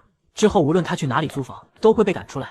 有人想我赶，到底是谁？郭厂长夫妇对进度还算满意，但这天他们在院子里晒太阳时，一只纸飞机落在他们身上。谁？又是他，上次也是这样送来的。他拆开纸飞机，脸色沉了。夏琳买了火车票，他要跑，他必须嘎。我去找人，我的女儿嘎得那么惨，夏庆山的女儿凭什么活着？这事我去办，放心，我不会让她活。他们会怎么弄嘎夏琳啊？不知道，你们人类总是喜欢把事情复杂化。八爷趴在他头顶上，有些不耐烦。他觉得人类做事就是束手束脚，一点都不爽快。他要是想弄嘎谁，一爪子下去就行，多喘一口气都是他八爷无能。现在是法治社会，嘎人是犯法的。前世我不想活了，才会肆无忌惮的报复。现在我有钱有空间，自然要小心行事。这一世我还想活到150呢。做人真烦，还是做鸟惬意，想干啥就干啥。而且在这儿，我在鸟界几乎无敌，就算是最凶猛的鹰，都不过3个回合。无敌是多么寂寞啊！这些天夏琳过得水深火热，每天都在受煎熬。护城他待不下去了，他打算去南方。早就听说南方繁荣，或许我能在那边闯出一番事业来，我不会被打倒的。等我在南方发了财，就回来报仇。广播里响起了甜美的女声，是夏琳要坐的那趟车次，还有半小时进站。再有半小时，我就能解脱了。2名公安走到了他面前，夏琳哆嗦了下，心瞬间沉到了底。你是不是夏琳？我不是。公安拿出一张相片和夏琳做对比，眼神变得审视。夏琳在这样的眼神下，身体不由颤抖起来。滚齿机场举报你偷窃工厂财物，请和我们走一趟。我没偷，我是被人冤枉的，是有人诚心要害我。每个被抓的犯人都会说自己是冤枉的，而且你要是真的清白，刚刚为什么要否认？分明是做贼心虚。我没偷厂里的东西，你们不能抓我，放开我，我要上火车了。夏琳想逃，但只逃了几步就被公安抓了回来。她像困兽一般拼命挣扎，旁边的旅客们都用鄙夷的眼神看着她。1个小时后，郭厂长接到了公安的电话，微微笑了。滚齿机场确实丢了东西，是一批电缆。郭厂长就和公安提出了几个怀疑的人选，夏琳是其中之一。他并不是让夏琳坐牢，只是想让她困在护城。这起电缆偷盗案得调查一段时间，在调查期间，你必须留在护城配合公安工作。得知他租不到房子，公安还主动帮他找了间房子，暂时有了落脚的地方。可夏琳却更害怕了，她感觉像是有一只无形的手在操纵着这一切，目的就是让她死在护城。我必须离开护城，留下来肯定会死的。夏琳怎么还不死？郭厂长夫妻想利用流言蜚语让夏琳自杀。夏家最难对付的就是夏琳，这女人心狠手辣，城府深，能隐忍，抗打击的能力极强。上辈子为了嫁入豪门，连小鱼的心脏都敢挖来献殷勤。郭厂长他们想用流言蜚语逼夏琳自杀，恐怕很难。不行，我得加把力。这些人再不死，我都快累死了。夏青青手上多了把药粉，是用曼陀罗做的致幻剂，她要亲手送夏琳上路。此时夏琳正要去警局，有些问题公安需要当面问。夏琳尽管很不耐烦，可也不敢不从。夏琳，你是来看我笑话的？对呀，我就是来看你笑话的。你现在真丑啊，还好臭，臭死了。夏青青捂紧鼻子，从口袋里拿出个香水瓶，在两人之间喷了几下，浓郁的香水味在空气里蔓延，钻进了夏琳的鼻孔。你就是故意来羞辱我的，我绝对不会输，我一定会站起来的。瞪着你那狗眼珠子更丑了，出个门都能碰到你，真晦气。夏青青毫不掩饰她的嫌弃，还冲夏琳翻了个白眼，抬起下巴，高傲的走了。夏琳瘦骨嶙峋的脸都恨得扭曲了，尽管站在阳光下，可全身上下都散发着阴郁，路过的人都以为她不正常，远远的避开了。原地站了几分钟，夏琳慢慢冷静，朝马路对面走去。才刚抬起脚，身体晃了下，眼前出现幻觉，还看到了夏青青站在前面，冲她嘲讽的笑着，还说：“你这个丑八怪，你好臭啊！贱人，我打死你！”夏琳亢奋地冲了过去，被撞飞了10几米远，撞她的是辆卡车，而且直线是绿灯。夏琳突然冲了过来，司机根本来不及刹车。警察赶到的时候，夏琳已经断气了。姑娘，夏青青停下了，转身看到了追上来的毛春兰。什么事啊？夏青青装作不认识她的样子。姑娘，刚刚那撞死了个女人，你知道吧？刚刚看到了，真惨，人生无常啊。姑娘认识那个撞死的女人吗？不知道认不认识，我没看清死人的脸，就远远看了眼。阿姨，你认识啊？我也不认识，就是路过。姑娘，你这墨镜挺好看的，是什么牌子啊？毛春兰迅速转移了话题。夏青青愣了下，将墨镜递了过去。没牌子的，路边摊3块钱买的。姑娘，你真漂亮，我女儿要是还活着，肯定也跟你一样漂亮。节哀，人要向前看。是啊，要向前看。谢谢你啊，姑娘。毛春兰神情像是有所触动，轻叹了口气，将墨镜还给她。不客气，我走了，再见。我的幼梅要是还活着，也有这么大了，也会有这么好看啊。还剩夏庆山和夏涛，快了。晚上，毛春兰和郭厂长说起了夏琳的死，还有夏青青。我这些天都在盯夏琳，她的心性很强。我制造了那么多流言蜚语，还让混混去骚扰她，都没打倒她。我本来打算等夏琳出门时，给她制造意外身亡的。毛春兰的耐心也耗尽了，她没想到夏琳会那么扛打击，换了其他人，成天被流言伤害，还有混混骚扰，肯定早崩溃了。但夏琳依然坚强的活着，从她的眼睛就能看出来，这女人并没认输。只要等过一阵子事情平息了，夏琳肯定能重新站起来。毛春兰等不及了，她想亲手送夏琳上路。只是他还没来得及动手，夏琳就突然失心疯去撞车了，结果让毛春兰很开心，也很意外。他很快就猜到是夏青青动的手。夏琳临死前和夏青青争吵过，毛春兰当时就在附近，全看到了。那漂亮姑娘喷了几下香水，她自己捂紧了鼻子。我猜这香水就是造成夏琳失心疯的原因。那漂亮姑娘一直守在附近，直到夏琳被撞死，她才走。她肯定和夏琳有深仇大恨。有多漂亮啊？多大年纪了？郭厂长也挺好奇，居然还有人也想弄死夏琳。非常漂亮，我给你画出来。毛春兰兴致极高，拿了纸和笔，只用了几分钟就画出了夏青青的肖像。这姑娘叫夏青青，她是夏庆山的继女，和夏庆山一家关系都不好。郭厂长将夏青青的情况都跟毛春兰说了。一窝畜生不如的东西，死了也是活该。老郭，你说那2张小纸条会不会是夏青青送来的？确实很有可能。夏青青和夏庆山生活了10几年，肯定知道夏庆山做过的缺德事。这姑娘恨下家人，肯定想报仇。她一个人报不了，就只能找外援，所以才会给我们送小纸条，利用我们去报复夏家。虽然郭厂长知道这是利用他，但郭厂长并不讨厌这种利用，他只想给女儿报仇，不管付出多大的代价。我们就当不知道，互不打扰最好。夏青青既然选择了暗中帮忙，肯定是不愿意被人知道的，我们就不要去打扰了。好，夏庆山和夏涛的案子怎么样了？夏庆山下个月就会枪毙，夏涛大概判10年，等他进了监狱，我再找人整他。夏庆山和许曼如都被判处死刑，夏青青没去刑场，不过在这之前，他去探望了夏庆山，告诉他夏琳死了，一个都剩不下了，他不会放过我们一家的。此时此刻，夏庆山才意识到，想弄死他一家的其实是郭厂长。你一定要护着小鱼，他是你亲弟弟，你一定要护着他。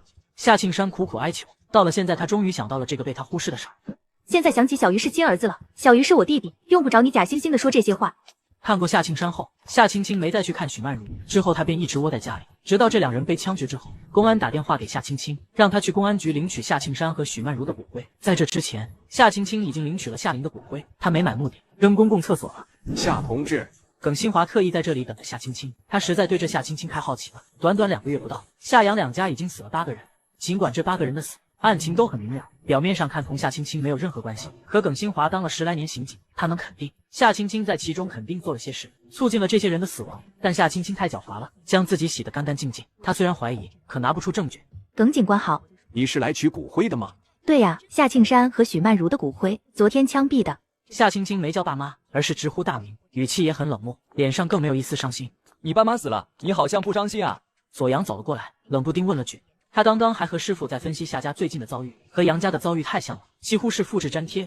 短短时间内，毕家人死的死，坐牢的坐牢，这又让左阳想到了他的导演猜想。他之前猜错了，夏青青导演的戏台上还有夏家人，夏杨两家都在夏青青导演的戏中，最终的结果都是死。左阳能肯定，夏涛和杨红兵都很快会死去。他甚至还有些好奇，这两人会是什么样的死法？反正两个都不是好人。左阳压根没有出手的意思，他只想验证自己的猜想对不对。为什么要伤心？我巴不得他们死呢。你这么恨他们啊？恨之入骨。夏家人把我和弟弟当出气筒，打骂是家常便饭。夏涛还总骚扰我。夏庆山和许曼如缺钱花，把我卖给杨红兵，这一家人都坏透了。我为什么不能恨他们？夏涛会判死刑吗？大概率不会，但会判10年以上。耿新华破了例，若是别人，他肯定不会说这些。但刚刚的夏青青让他有些怜惜。或许夏青青不无辜，但夏阳这两家人也是真的该死，没一个人是无辜的。真可惜啊，二位忙，再见。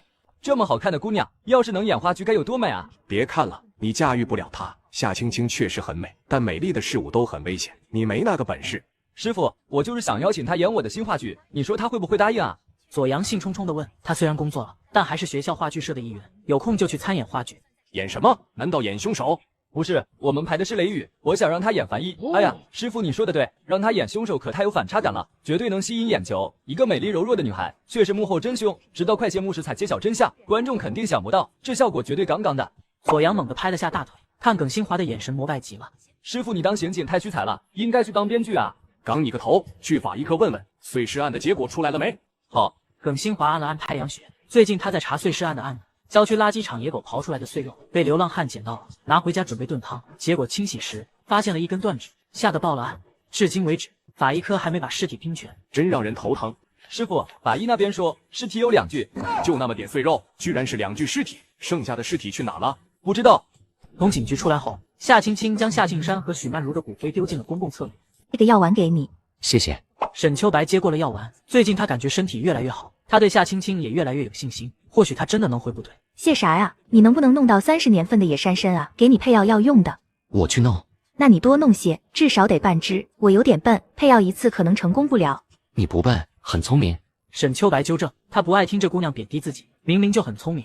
没错，我可聪明了，肯定能治好你。我先走了呀。你不等小鱼了？沈秋白有些不舍，可又想不出什么理由挽留，只得抬出小鱼。他和铁牛在玩呢，我回去了。你别总看文件，要劳逸结合，厂子又不是你一个人的，天天搞得这么累，本来身体就不好，还这么辛苦。知道。沈秋白笑了，心里有一种暖洋洋的感觉。别光顾着嘴上说，要做到。对了，你喝点水。夏青青想起了要紧事，去桌上拿水杯，打算给他灌一杯水再赌。我自己喝。沈秋白连忙拿起杯子喝水。这姑娘比铁牛还蛮，对铁牛他还能拦，可对他舍不得拦，只得全喝了。他喝了一半，实在喝不下了，无奈道：一会儿我再喝，肯定喝完。一定要记得喝啊。夏青青说完就走了。沈秋白直直的看了许久。喂，这里是昌隆贸易公司陈英俊。我是沈秋白，找你办点事。你终于给我打电话了，我还以为你要出家当和尚了呢。赶紧说啥事，不是哥吹牛啊，只要是这地球上的事，哥都能给你办了。话筒那边的男人兴奋的要发疯了。他是沈秋白的发小陈英俊，一个拥有有趣灵魂的生意人。给我弄只30年份的野山参。沈秋白嘴角上扬，高冷的表情都融化了些。自从他受伤后，就没怎么和兄弟们联系了，更不让兄弟们来看他。他不想让兄弟们看到自己狼狈的模样。老沈，你有人了啊？向来脑回路异于常人的陈英俊，第一反应就是兄弟有女人了，想吃人参补身子。你想喝人参直说啊，我现在就在东北，回头就托人去找。别说30年的，50年的都没问题，你当萝卜啃都没问题。不过这玩意儿可不兴多吃啊，万事都过犹不及。这样，我明天去趟长白山，去当地的采参人家里问问，他们肯定有。难怪你小子舍得给我打电话呢，说吧，弟妹是啥情况？定个时间，大伙聚一聚呗。我做东，介绍弟妹给我们认识认识。我们也感谢弟妹收了你小子。陈英俊说话就像机关枪一样，都不带喘气的。沈秋白好几次想解释，都插不了嘴。你听我说。忍无可忍的沈秋白吼了声，再不打断，兴许他明天就要结婚的谣言，立刻就会以光的速度飞到京城，然后明天他父母的电话就会打过来。你说，你吼那么大声干啥？我又没聋。没女人，别在外面瞎说。你弄好了野山参，就给我打电话，钱你出。沈秋白一点都没客气。陈英俊是他们几个兄弟里最有钱的，多得花不完。他们作为兄弟，理所应当帮忙花一些。兄弟先别谈钱，30年的够不够？要不我找50年的。我的身体有希望恢复，需要人参配药。你一个字都别问，再废话，以后我不给你打电话了。你可别瞎搞，我已经托人找老中医了，调理身子咱们还得看老中医的，已经有信了。陈英俊担心他被人忽悠了。自从沈秋白受伤后，他就满世界打听老中医，可惜那些年动乱，不少好中医都失踪了，找一个靠谱的中医太难了。好在他这边有了回信。老中医能让我回部队吗？那边说就算治好，也不可能恢复如常，但是能让你过正常人的生活。老沈，你听我说，人应该尝试多样性的生活，对吧？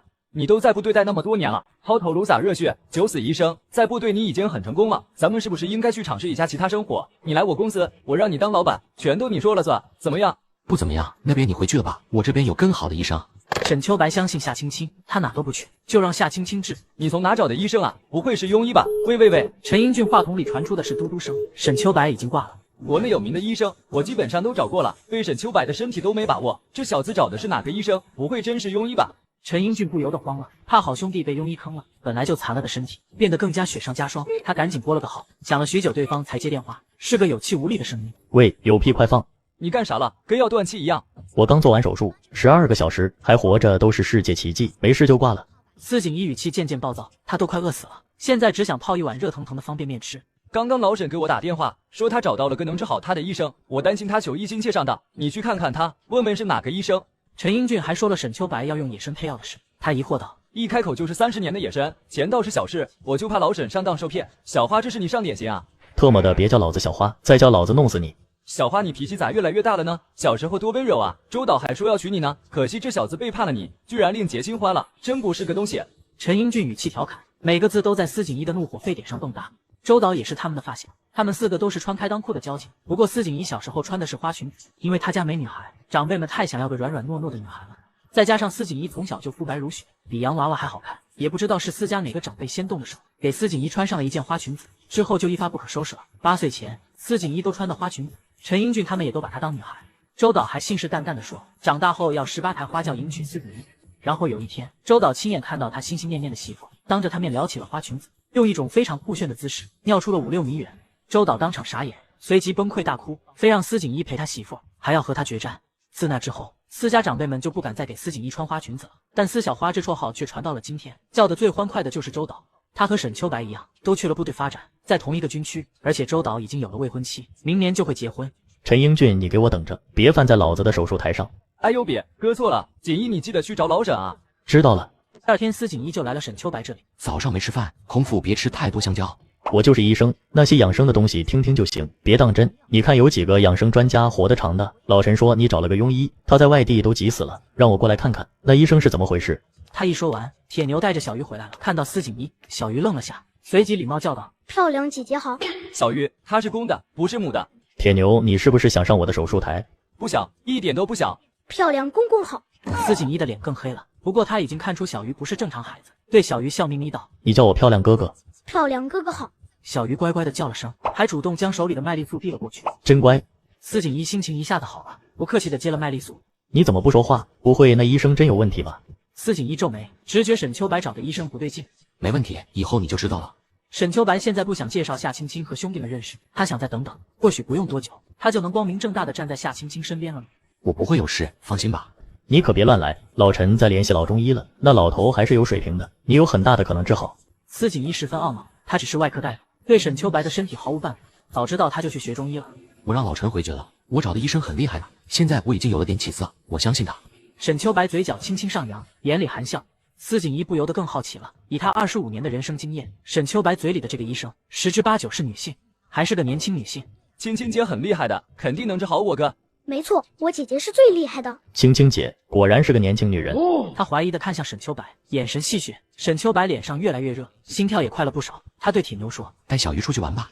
你先喝水，青青姐说的，我得完成青青姐交代的任务，不能马虎。沈秋白想快点打发他走，一口气全喝了。我就说嘛，只要抬出青青姐，你就听话了。你还不出去玩？哦，哥哥再见。再见。你和那个青青姐在处对象，她给你做的药丸呢？让我看看。别瞎说，我和她只是朋友关系。沈秋白纠正，他不想坏夏青青的名声。他从抽屉里拿出药丸，放在司景一手上。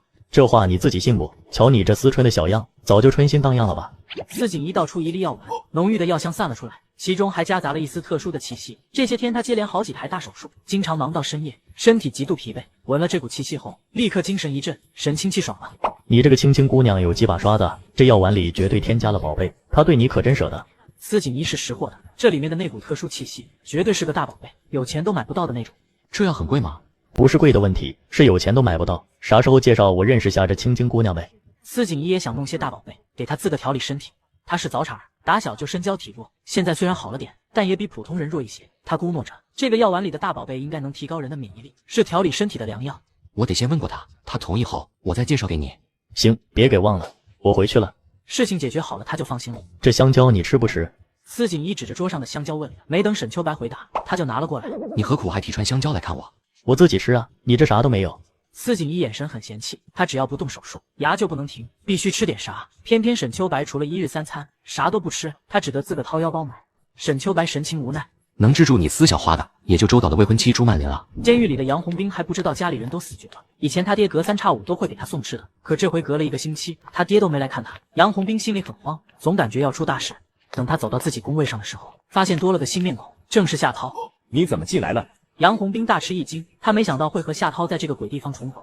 夏涛精神不济，整个人都散发着颓废。他知道家里人死绝了，夏玲死之前来看过他，说有人想他们一家人死。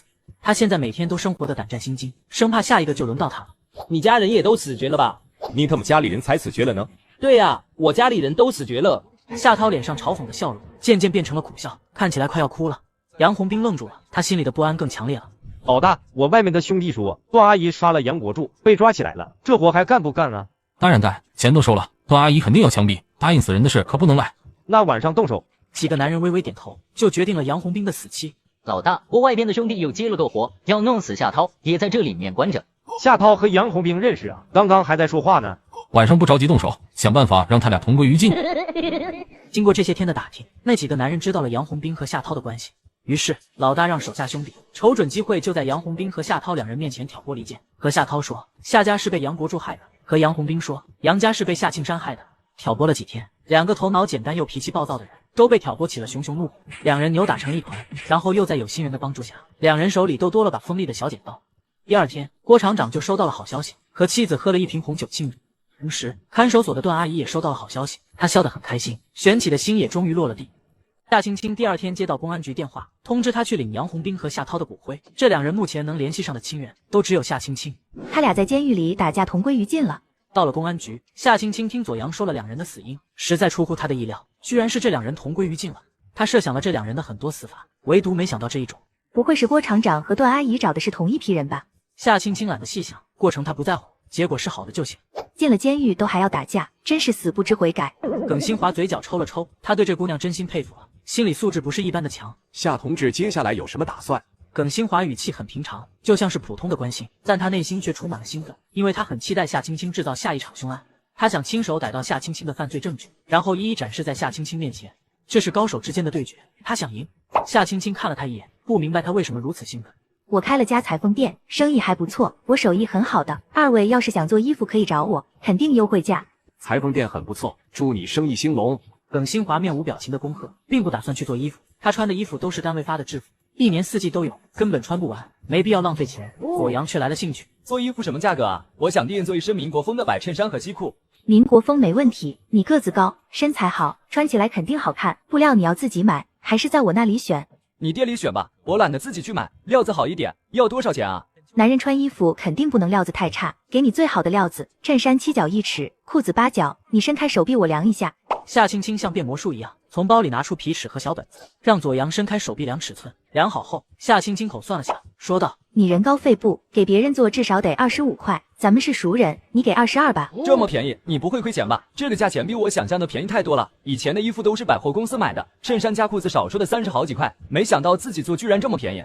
只是少赚一些而已。他确实给了优惠价，不过是看在耿新华的面子上，不管是前世还是这一世，耿新华都帮过他，他有仇报仇，有恩也会报恩。我现在给你钱。左阳掏了几下，表情尴尬了，他包里才10几块钱，根本不够。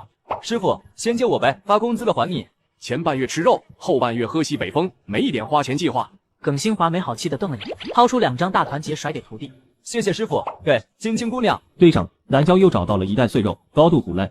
去南郊，我1个星期后就要穿，辛苦你了。没问题。梁夏两家人都死绝了，夏青青心情美极了，慢悠悠地骑着自行车，忍不住哼起了歌。甜蜜蜜，你笑得甜蜜蜜，好像花儿开在春风里，开在春风里。骑过2条马路，夏青青看到路边有个公共厕所，便抱着2只骨灰盒进去，打开盖子，骨灰全给撒了，然后从空间里抓了几把石灰，胡乱装了进去。在下面好好当鬼吧，下辈子若是再和你们2家人相遇，我依然要灭你们满门。既然结了仇，那就生生世世都要报仇。原谅是佛祖才干的事，我是黑心人，只会报仇，不懂原谅。出来后，夏青青骑上自行车回家，结果在路上闻到一股香味，好香啊，绝对是弄堂阿婆炸的油墩子，好久没吃到了。今天是个好日子，我得吃点好的庆祝一下。离油锅远点儿，别溅到脸了。阿婆，我的年糕要放甜面酱，放好多好多啊！阿婆，我的油墩子也涂甜面酱好不好？小朋友们和阿婆看起来极熟，七嘴八舌的提要求，阿婆笑眯眯的回应着：好，都好。阿婆，我要10个油墩子，16串炸年糕，3个油墩子和5串炸年糕涂甜面酱，剩下的都涂辣酱。哇，这么多，姐姐你吃得完吗？吃得完。夏青青笑眯眯的冲他们眨了眨眼，她当然吃不完，但她给沈秋白和小鱼铁牛打包了，以铁牛那河马味，就算再多1倍都吃得完。总共2块2，稍等一下，不着急，你给小朋友们先炸。